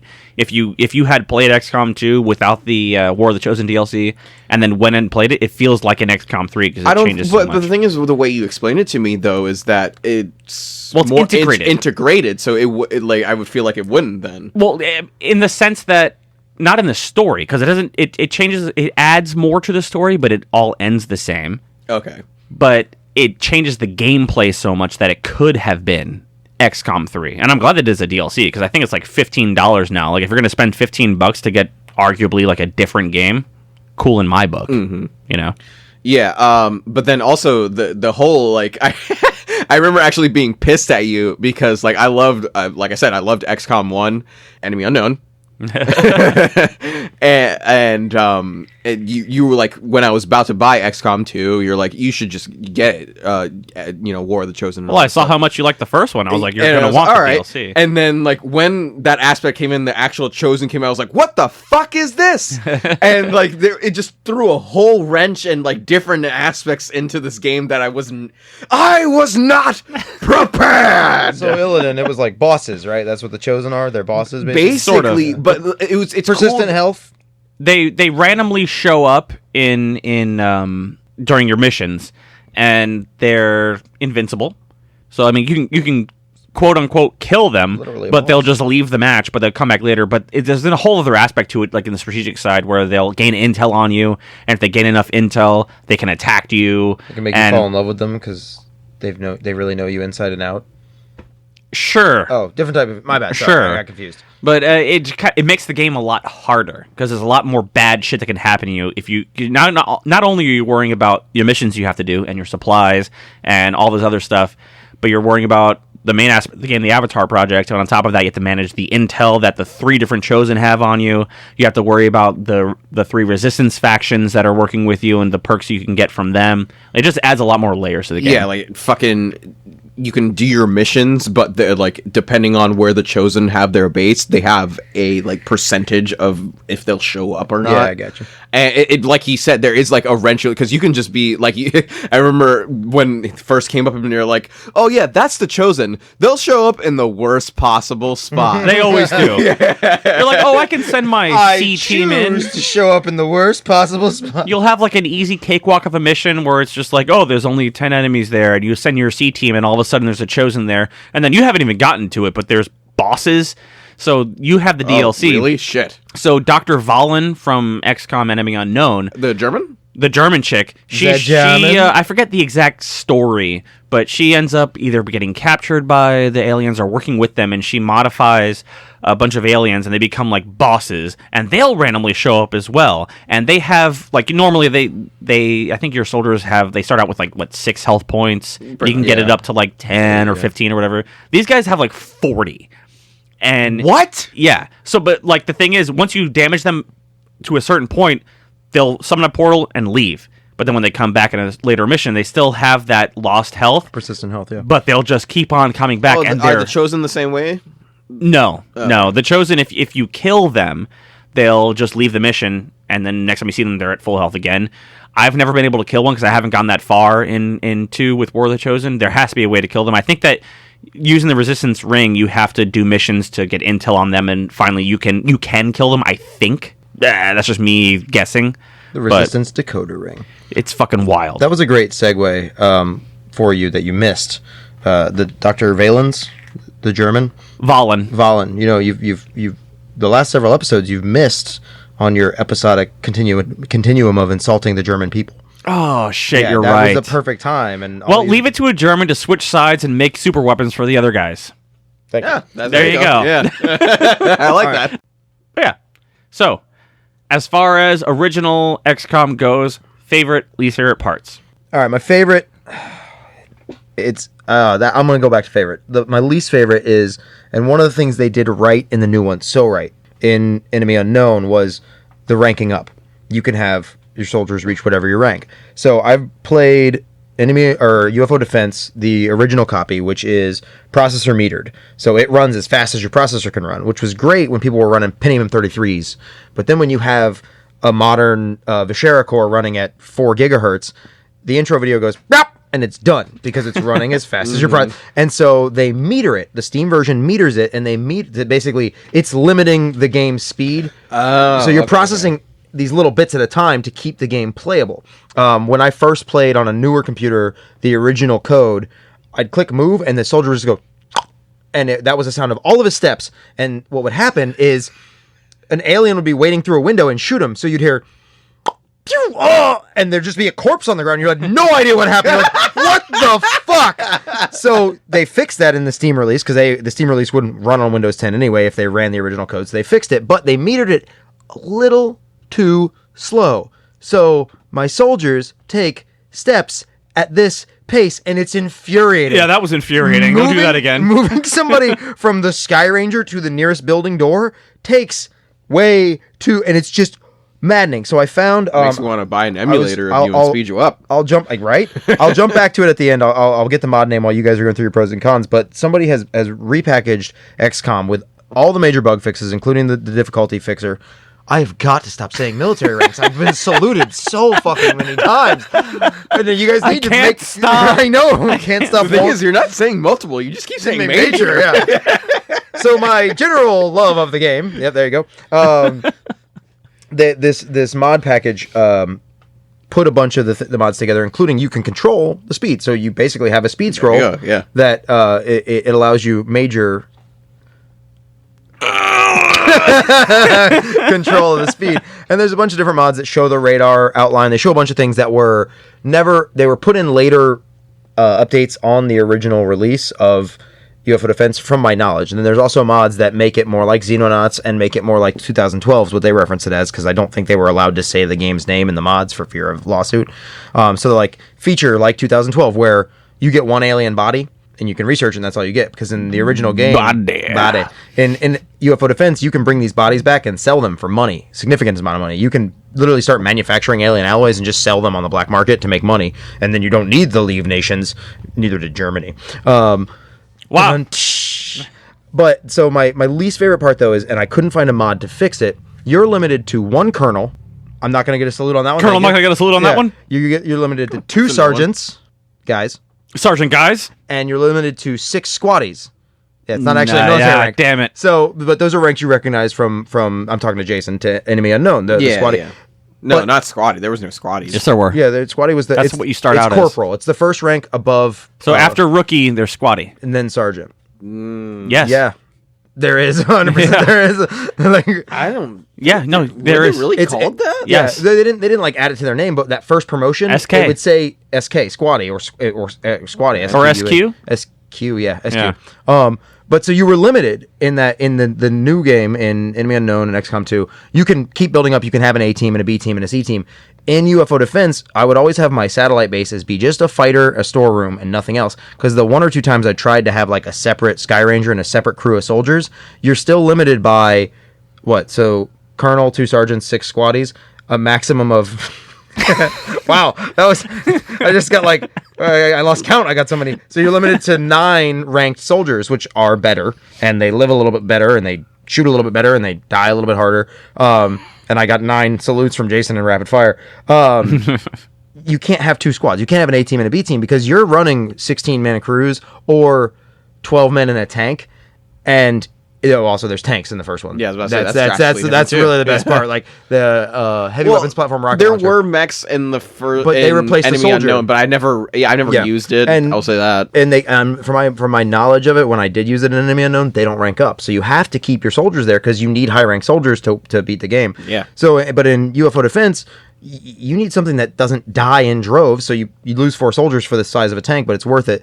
But the fact that you were rank limited meant that you still had this connection. Your colonel in most games, there were a few games where he wasn't, I would just get him killed, was your favorite character. And if he sucked, or if he was prone to panicking, it was garbage. You had to get him killed to get one of your sergeants promoted, but you were limited by how many soldiers you could get promoted. But it was kind of a meat wall game, which was, I guess, my least favorite was the lack of, the soldiers all couldn't individually rank up. If you look at like SEAL teams, they're covered with, and I don't know this, I'm guessing, but it's master sergeants and tech sergeants and senior master sergeants, because these soldiers are all high-level experienced soldiers, regardless of the fact that, well, no, there's not a chain of command and there's no privates. Of course not. It's a SEAL team. That's what you were supposed to be building. Whereas in the original game, you had the Russian infantry. My favorite part, God, I love so much of this game. Like, the research, the base building aspect, building your base in a asinine method for construction, meaning it took you more time because each of your modules took like 30, 40 days, like in the new game, but you couldn't build a module if it wasn't attached to another one. But if you built them in the fastest way, that made a base that was completely undefendable for when it inevitably got invaded. So you would build it where you'd like, here's your entry shaft. You'd build a line of single buildings, and then your big ones all in a mass, so that the aliens were forced to go through the shooting gallery when they invaded. Like a tower defense? Basically, yeah. Yeah, well, less of a tower defense and more like it was, like living quarters, lab, storeroom, and then your hangars and your research stuff, so that they had only one corridor they could come down. Now, granted, that's a living quarter, which is still, I think, in the game was like 12 or 16 tiles wide, and they had cover within it, and there's doorways in between, but it limited their access to your base. And there are all these little things in the base management and the geoscape that didn't come through in Enemy Unknown, and that they were my favorite part of the game, to the point that usually my save games were right as I started a mission, because I was about to finish the research I needed to build the UFO, the new alien-inspired craft, or the new body armor for my soldiers, or the new weapon, and then there's a fucking terror incident in Johannesburg, and great, now I gotta go fight the aliens, rather than playing the game I wanted to play, which was advancing the tech tree and pushing through the storyline, which is completely opposite. You see, with that being my favorite part, it's very antithetical to Enemy Unknown, which is all about the battles and the soldiers leveling up. And like, I wouldn't say it's all. It's not antithetical, but that's the more heavy emphasis is these soldiers and the struggles you're putting them in. Also, the something I'm going to add about the new games that I loved. Enemy Unknown had it, and you and I talked about it, Daniel. You can, if you play the tutorial, you have to lose a soldier. So you you lose a bunch, but in both of them. Okay, but if you don't play the tutorial in Enemy Unknown, you can theoretically never lose a soldier. But in the tutorial, you're forced to lose one. Yeah. Oh. If you play without the tutorial, those heartless bastards. You remember playing the tutorial and you're like, there's nothing I can do. It's like this guy has to die. And it was like, are you playing the tutorial? And you're like, yeah. I was like, yeah, the tutorial makes you lose a soldier because they want to show you is it the Wall of Honor? The memorial. The memorial. That is something the new games did so well that there's nothing like it in the old game where it's like the memorial, On top of that, in 2 at least, they add photos. Mm-hmm. So after a good mission, you can take a propaganda photo of like your people, and you get to customize it. And then once you make it, it'll show up randomly in levels. It'll be plastered somewhere.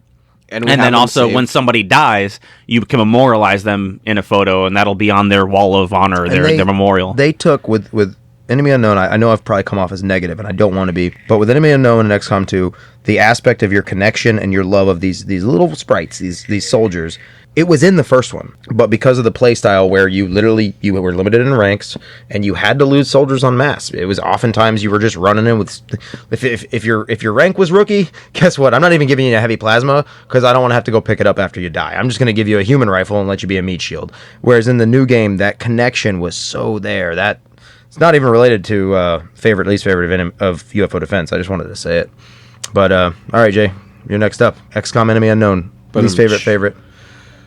So my favorite thing about it was probably the strategy, and what I touched on before was it's like it's really hard to put into words because I don't know if there's a actual term for how they presented the story to you, where you're guessing where like you want to know what the story's about, but the way they present this game to you is like you don't really have time. You're reacting to everything that's happening in this game rather than reacting to the story of this game. You're not necessarily spoon-fed a story where blah blah blah. Oh shit. Yeah, I mean, they started John Williams. They wait until the end to give you what you've been looking for the entire time. Exactly, and I really going into that, I didn't expect that. I was just, I knew I was gonna like the strategy of the game, and then like Nathaniel touched on. What the fuck is the matter with you tonight, Jasondric? Was getting attached to your units. One thing I will say, and I meant for years. We're all men here. one thing I will say, and I wanted to ask you guys, and I talked to you about it because you watched me as I was playing the first bit of it, was the customization of your characters, where it was like, I kind of felt wrong. Oh yeah. Like changing their like race and stuff. That's one of the sliders. It's one of the change their race. Yeah, one of is have like hair, skin tone,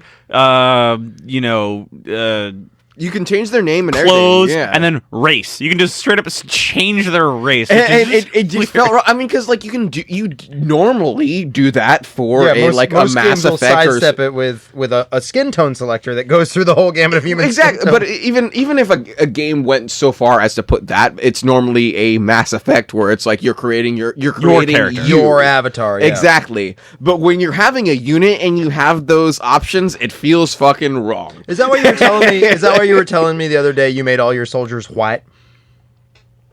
No. Oh, so there was another reason you made all your soldiers white. Well, yeah, that was a bit of a strange thing, but being attached was because I will say I lost a person that I did not want to, and I kept on going. Even though I wasn't playing on Iron Man mode, I wasn't a bitch and went back. Hey, good for you. No, seriously, like I had the thought. Honestly, if it was my red-haired lass, I probably would have. I did not. It was the memorial. It was wall, my German gal. Oh, and she was You're my really not helping the white soldier lie I've been proliferating out. Your Irish lass and your German gal. Good lord, man. But my Argentinian one was the bitch, so I'll say that. Again, you're not helping shit. She was my first medic. I was he was there. He was there when Dan was first there when I lost my first person, and I did a whole no. I felt it. I felt it in my heart. Because the whole room shook as you were like, no. Yeah. In your rage, yeah, you killed her. That was one of the things where I didn't expect to be like really pissed about that. Yep. All right, so I want to interrupt real quick. D, I know you lost Garrus Vakarian in Mass Effect, and how does that compare to losing? Because I know you've also lost some good soldiers in XCOM. Where's that fall? Because I know what would happen to me if I lost Rex or Legion, and I didn't, because I kept going back until I didn't lose Rex and Legion. Yeah, it would not have if you had posed that to me. Yeah. When Garrus died in my final mission in Mass Effect 2? Yeah. I screamed so loud my mom ran into my room wondering what the fuck happened and what was wrong with me. Really? Yes. Yeah.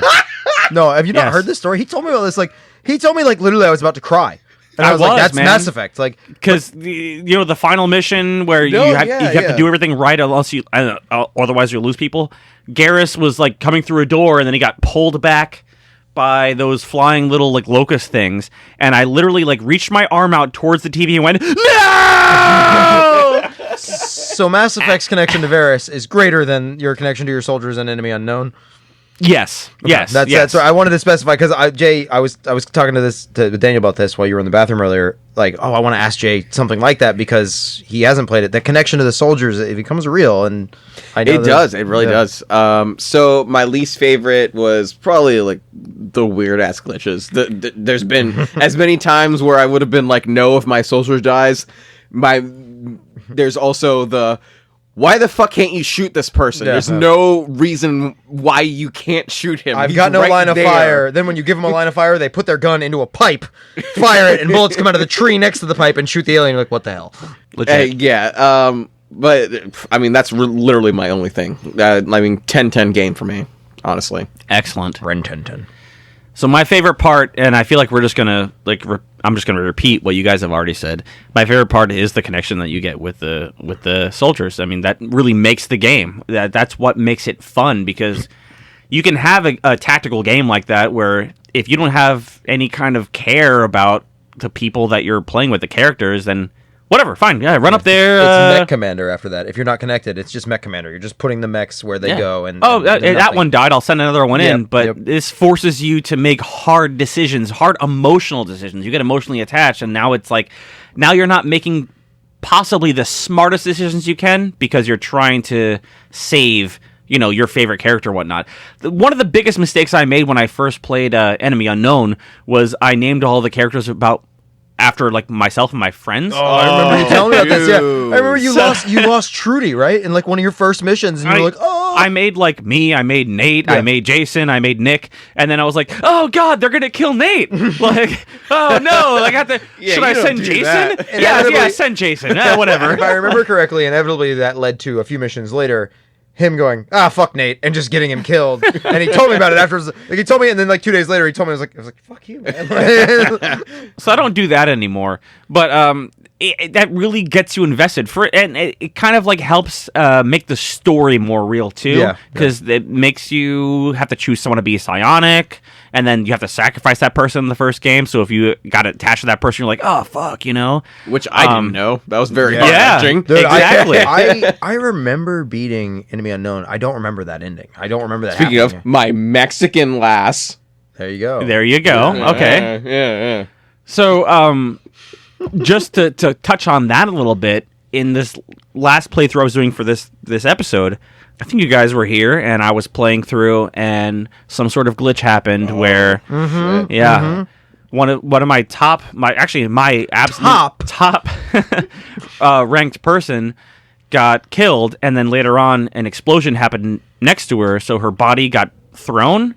And there's a glitch in the game where if their body moves after they've died, or not died, but got knocked out, you can't pick them up. And normally you can pick them up and you run them over to the evac point, and they're hurt, but you take them back.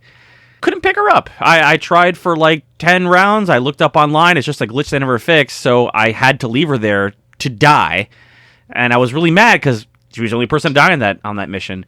So my mental gymnastics were like, all right, I'm really mad at the game, but I still want to keep playing, so I'm just going to pretend that, she didn't have a way to get back to her. Maybe they had like covering fire, or maybe they just couldn't carry her, or maybe she was pinned underneath something so that they had to leave her alive. And I was like, fine. It took me like 2 days. I didn't play for 2 days after this glitch happened. I was so mad, and I came back to it and I was like, I'll just pretend that this happened.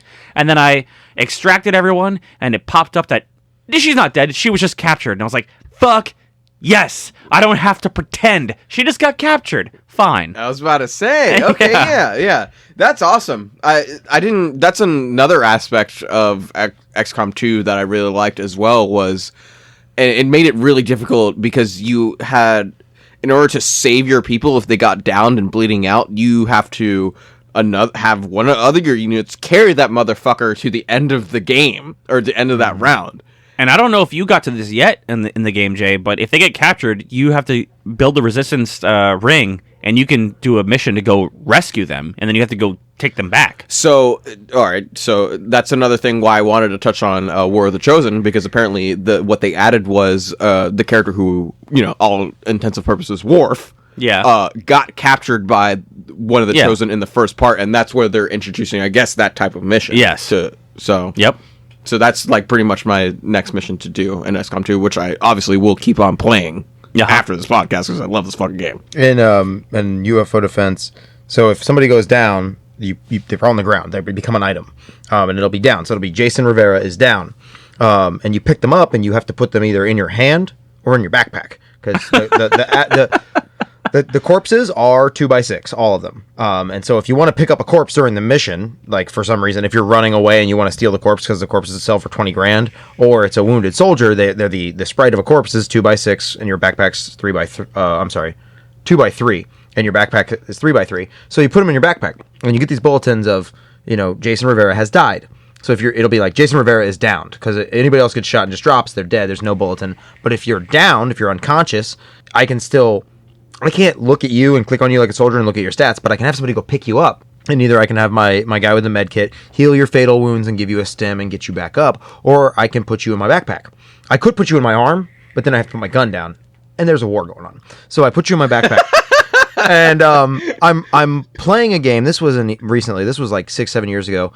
And I forgot that I picked somebody up because I sent my medic over there, and I guess I just fucked up and wasn't paying attention, was doing something else, the dogs went nuts, and rather than stimming the guy, I just put him in the backpack and forgot about him. So 2-3 rounds go by, and he's like, Jason Rivera died. I'm like, what the fuck? Nobody's under fire, so I'm scrolling around and nobody's dead. I'm like, this is stupid. Nothing's going on. And so it's 3 or 4 rounds later now, and my fucking heavy weapons guy, not the chain gun, but like there's a heavy cannon in the first one. He's really slow, which he's always slow because he's carrying a heavy cannon, but he's being really slow. Like he can't fire at the beginning of his turn. I couldn't figure out why. And he's got low energy. I was like, why has he got low energy? And it's because the guy in his backpack has died, and when they're an item, you click on them and it says item Jason Rivera.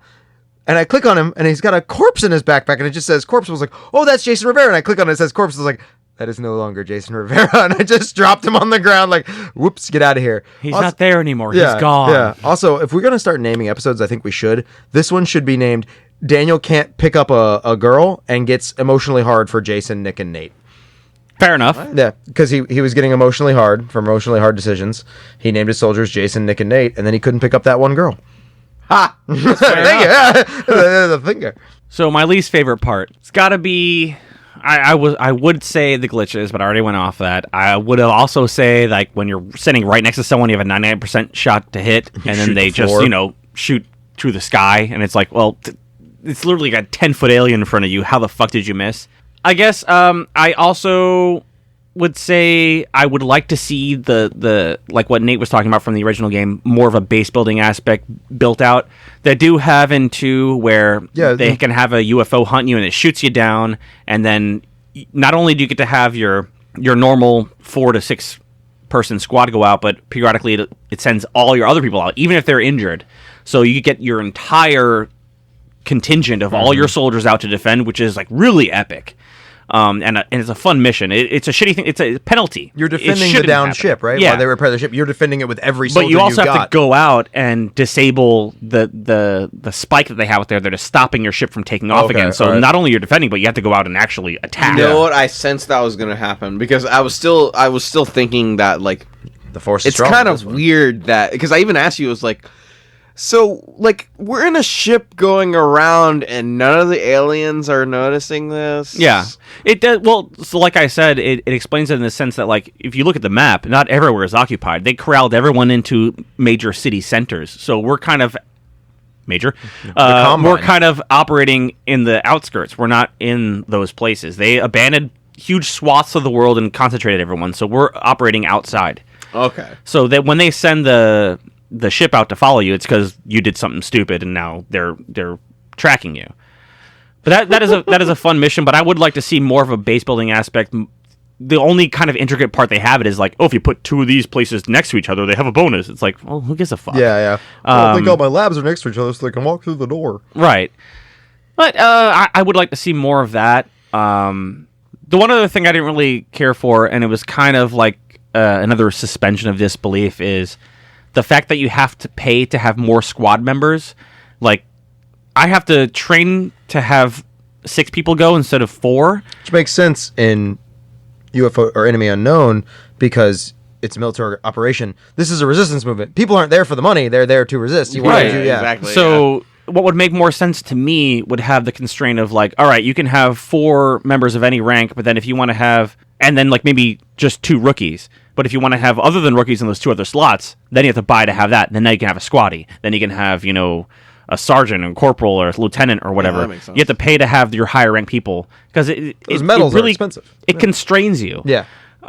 If you don't upgrade the right things at the right time, you're done. That's what I was telling you, Jay, when you were playing. I was like, wow, you're going on a what is it called? A revenge mission.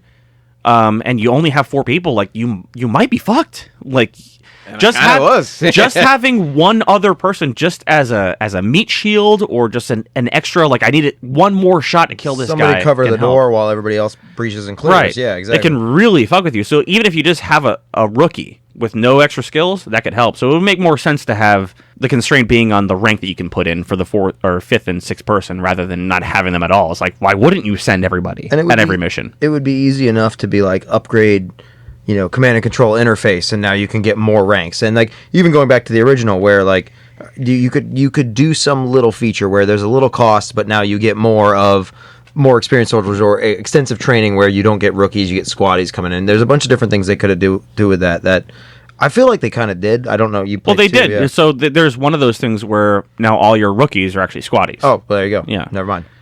Yeah, that was in Enemy Unknown. I have to keep reading the title to remember it. That's okay. Yeah, I don't know if you can see me keep glancing at the computer. So, guys, we're running a little over on time here. Little? What do you think that? It's a good series of games. It's got to be a big podcast. What do you think we tell everyone about our next game? No, fuck that shit. They need to guess.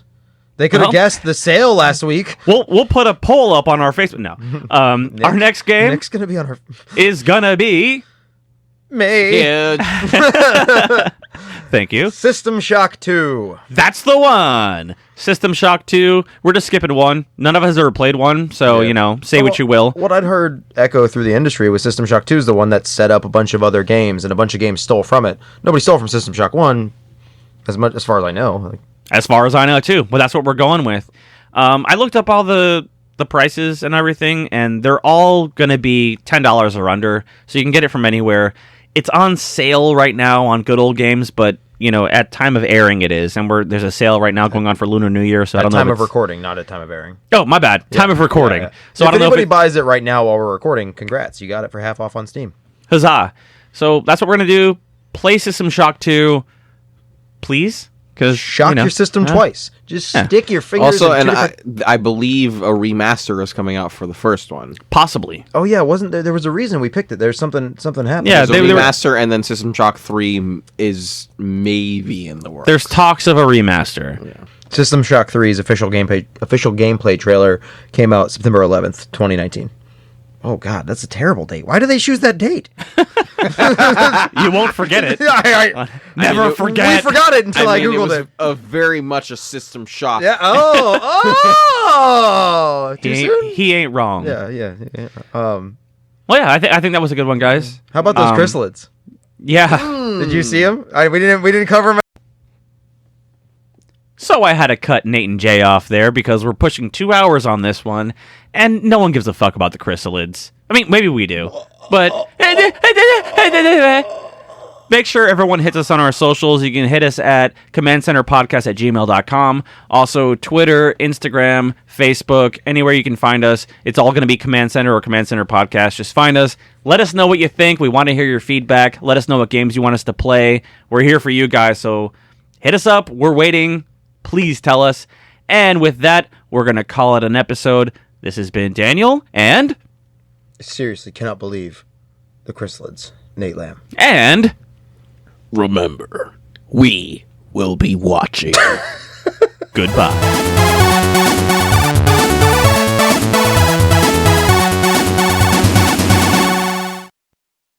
Your sound card works perfectly. Your sound card works perfectly.